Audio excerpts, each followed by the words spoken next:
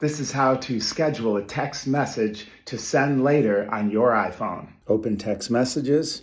Once you have the text open to whoever you want to send it to, go ahead and type in your message. I'm just going to paste in here, schedule a text message. And instead of hitting the arrow on the right, over here on the left, hit the plus button.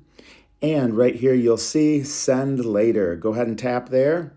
And then you can choose the day and time that you want to send it. And once you're ready, I'll just use this 7:02 p.m. today. Then I tap the arrow and it's scheduled and ready to go.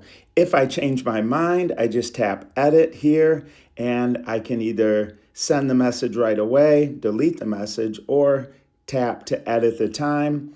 And then whatever changes I make here, they will go ahead and change automatically. As you can see there, updated to 7:09 p.m. So leave a comment down below and let me know. Did you know this iPhone tip already?